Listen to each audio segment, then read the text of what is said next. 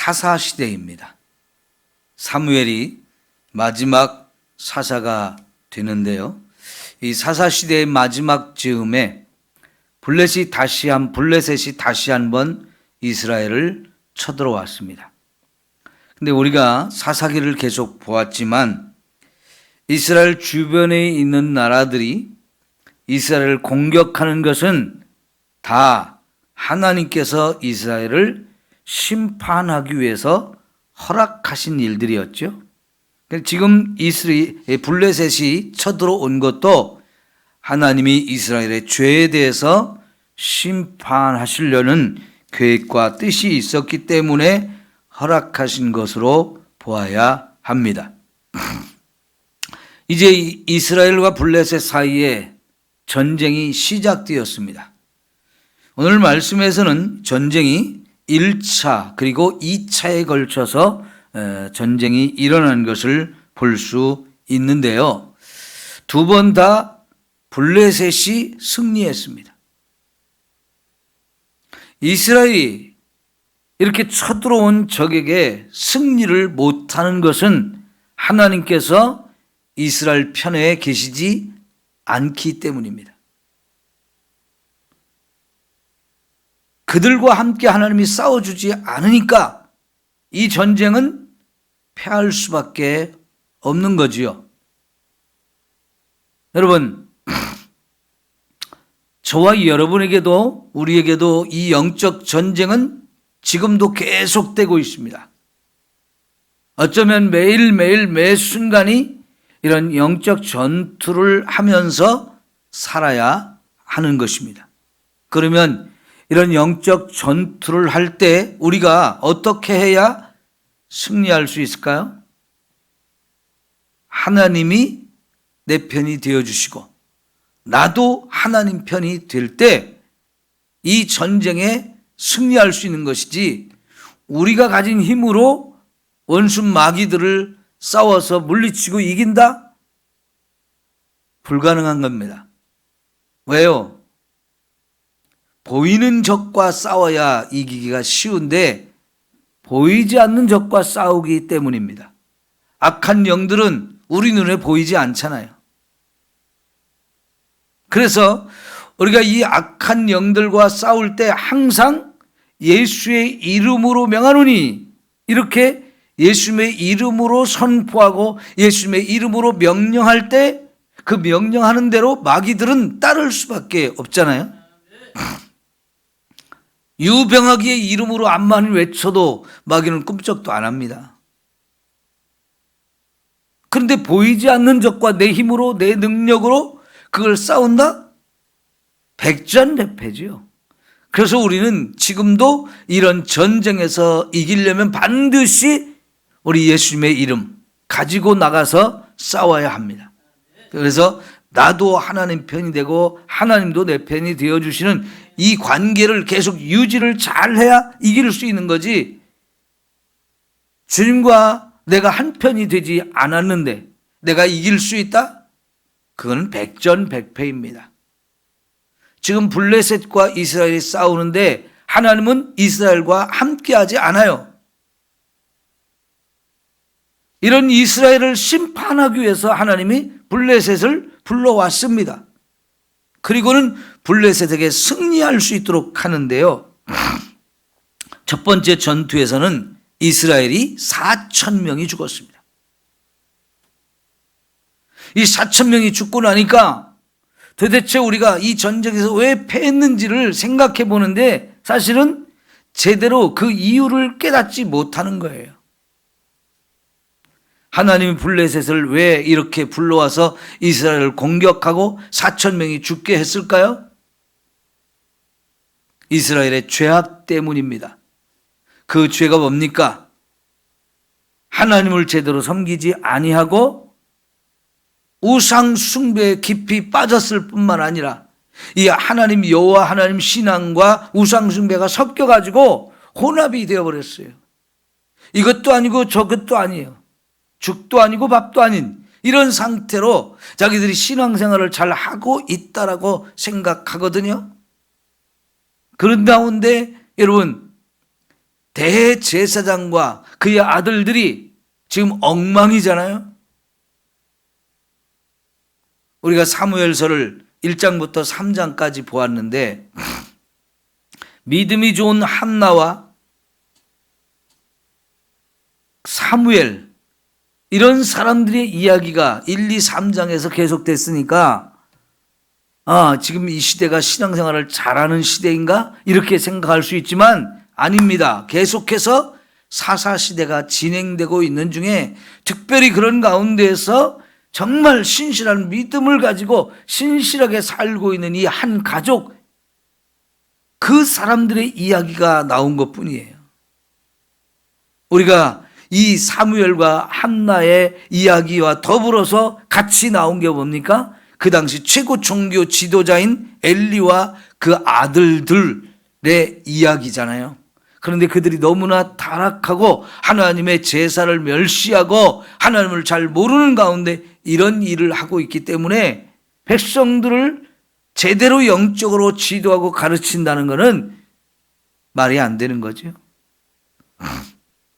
제사장들이 그런 지경이니 백성들의 이 신앙도 다 엉터리일 수밖에 없죠. 그러니까 하나님이 블레셋을 불러와서 이렇게 이스라엘을 심판하실 수밖에 없는 겁니다.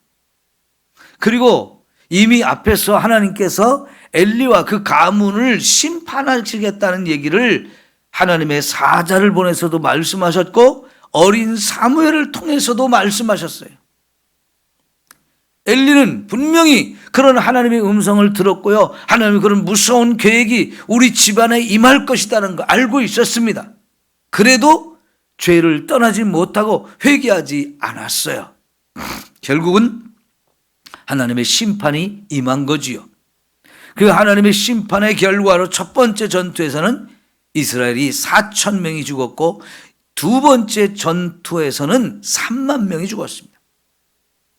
엄청난 수가 죽은 거지요. 이스라엘의 전투에서 이렇게 많은 이스라엘 군대가 죽은 경우가 별로 찾아보기가 쉽지 않아요. 그런데 이렇게 많은 사람이 죽었습니다. 그만큼 죄가 깊었기 때문이죠. 여러분, 죄는 반드시 하나님의 심판을 불러옵니다. 그래서 우린 죄를 무서워해야 돼요. 너무나 쉽게 죄를 짓는 경우가 많지요.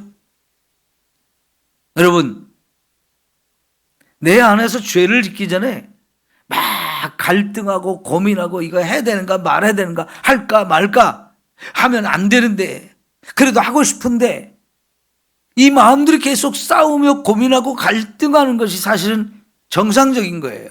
왜냐하면 모든 사람의 마음속에는 양심도 주셨고 또 우리에게는 하나님의 말씀도 주셨기 때문입니다.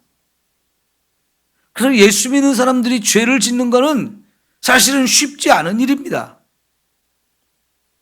그러나 매번 우리 속에 있는 이 육체의 욕심, 죄성, 사탄의 유혹, 이게 참 크기 때문에 결국은 죄를 짓는 경우들이 많지요. 그러나 그 죄를 짓기까지 내 안에서 이런 갈등과 고민과 싸움이 정말 치열하게 일어나는 것, 이게 정상인 거예요. 그런데 그런 것도 없이 너무나 쉽게 죄를 짓는다면 우리의 믿음이 엉망이라는 얘기입니다. 하나님의 말씀이 내 안에서 지금 살아있지 않다는 얘기입니다. 근데 이스라엘의 상황이 그렇잖아요. 특별히 사사시대의 상황은 그렇습니다.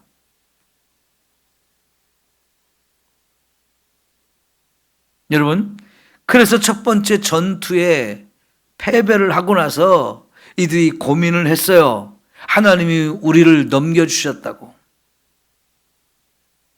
해결책이 뭔가? 우리는 그 해결책을 알죠? 회개라는 거. 회개가 답이고 하나님께 돌아가는 게 답이라는 걸 알고 있는데 여기 3절에 보니까 이스라엘 백성들이, 그것도 장로들이 선택한 결과는 뭐냐면 하나님의 법궤를 이 전쟁터에 가져오자. 그러면 그 법궤를 통해서 우리가 이길 수 있다라고 결론을 내렸어요. 여러분, 이게 얼마나 잘못된 일인지 우리가 알아야 됩니다. 결과적으로는 아무 소용이 없었죠. 결과적으로는 그보다 더 나가서 법궤는 빼앗기고 이스라엘의 3만 명이 또 죽음을 당하고 제사장 둘, 엘리의 두 아들 홈리와 비느하스까지 죽임을 당했어요. 세 가지 사건이 일어난 거지요. 이스라엘이 패배해서 3만 명이 죽었어요. 법궤는 빼앗겼어요. 제사장도 죽었어요. 이 세 가지는 한결같이 너무 어마어마한 일이에요. 그러면 여러분, 이 법궤를 이 전쟁터에 모시고 온 거, 이게 왜 잘못일까요? 우리가 여호수아서까지 보면 이스라엘이 행군을 할 때 언제나 법궤를 앞세우고 간 적이 많아요. 법궤가 먼저 이스라엘에 가는 길을 찾아서 앞장서 가면 이스라엘이 그 뒤를 따라간 경우가 많다고요. 요단강을 건널 때에도 법궤가 먼저 출발해서 요단강 안으로 들어가게 하셨습니다. 여리고 성을 7바퀴 또 7일 동안 돌 때에도 항상 법궤를 앞세워서 걸었어요. 그리고 항상 승리했습니다. 그러나 전쟁터에 법궤를 모시고 간 경우는 극히 드문 경우예요. 예전에 그랬었다라고 하는 것을 알고 있는 사람들이 이번에 전쟁에도 이제 법궤를 이 전쟁터에 모시고 오자 했는데, 여러분, 우리가 그걸 잘 분별해야 돼요.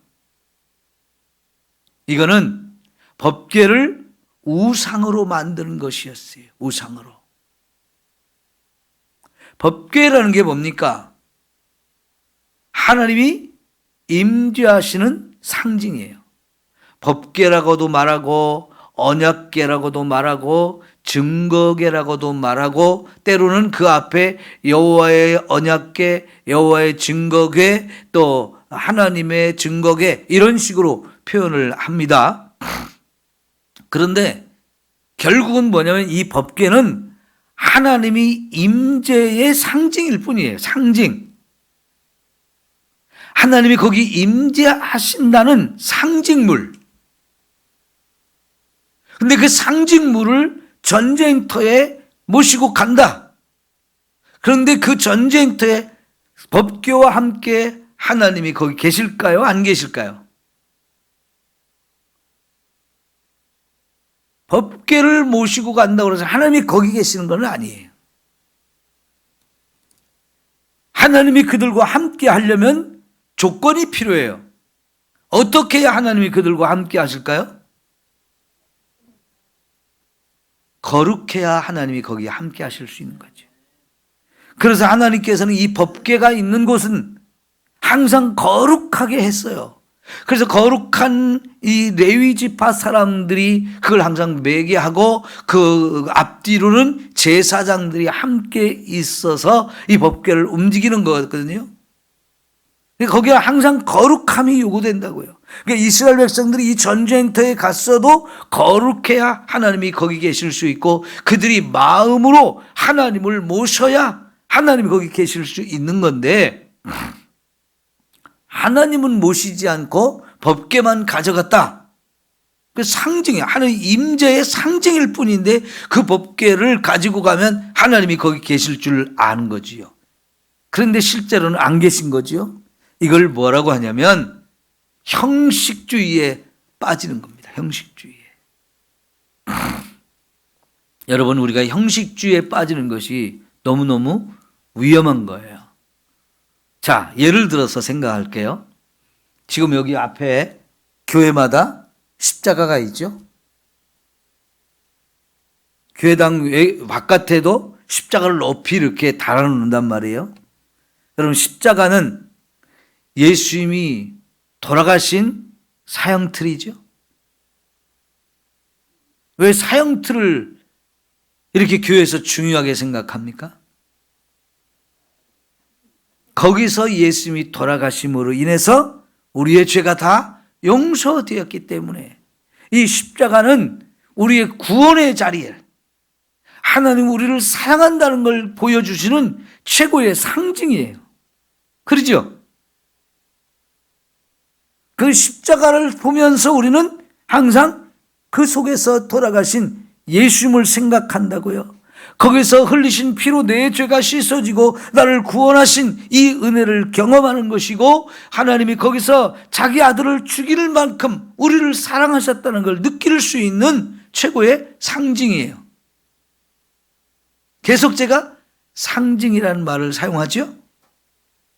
그럼 여러분 이 십자가가 여기 없으면 어때요?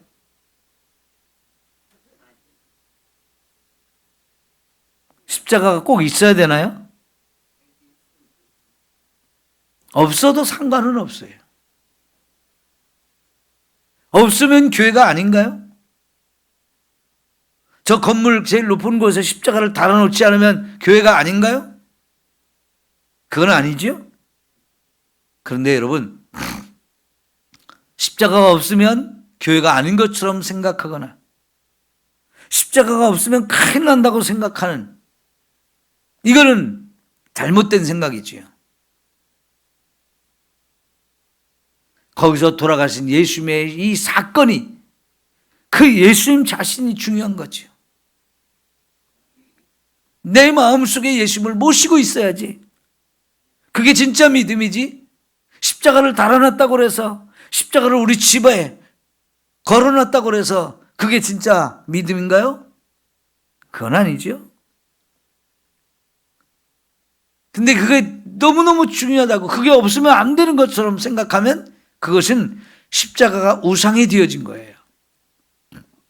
그건 상징일 뿐입니다. 그런데 이런 증거계를 전쟁터에 모시고 가니까 자기들이 전쟁에 승리할 거라고 생각하는 이것 진짜 잘못된 거지. 여러분 이 엘리 제사장이 죽고 이제 사무엘이 이스라엘의 마지막 사사가 되면서 놀라운 변화가 있어요. 그 변화가 뭐냐면 의식 중심의 종교에서 말씀 중심의 종교로 바뀌어진 거였어요. 여러분 하나님의 성막에서 성막이 있고 그 안에 증거궤가 있고 거기서 날마다 제사를 드리고 거기 제사장들이 그 제사를 집전하고 눈에 보이는 기가 막힌 거룩한 하나님의 성전이 있어요. 그리고 거기서 계속해서 이런 의식이 진행돼요.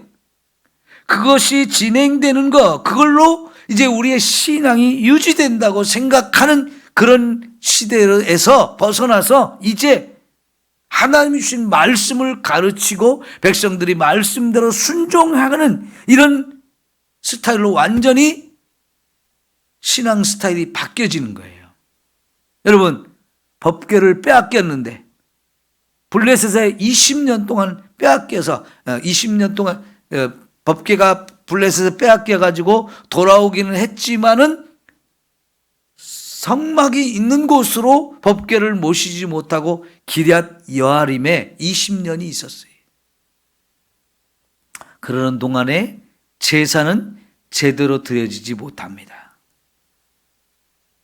그보다는 선지자를 통해서 하나님 주신 말씀 그리고 모세를 통해 주셨던 율법 이거를 다시 강조하고 가르치면서 그 말씀에 순종하는 삶이 되어지는데 결정적인 말씀이 뭐냐면 한번 따라할까요? 순종이 제사보다 낫다. 이거예요. 이거. 아무리 10번 100번 제사를 드려도 말씀에 순종하는 것이 없으면 그거는 다 엉터리라는 거죠. 그래서 제사는 제사대로 드리지만 더 중요한 것은 하나님 주신 말씀으로 내가 바로 서는 거.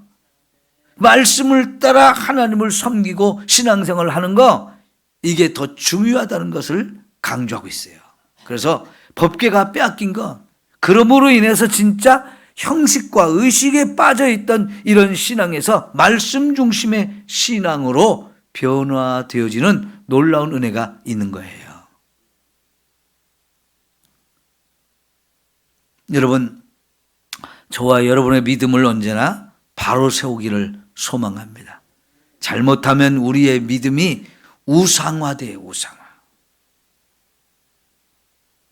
신앙생활 오래 한 사람이 가장 중요하게 가장 자신 조심할 것이 바로 이런 부분이에요. 내가 습관에 빠지는 거, 형식에 빠지는 거, 껍데기만 남고 알맹이는 없어지는 거, 이게 제일 위험한 겁니다. 신앙생활 오래 하다 보면 그렇게 되기가 쉬워요.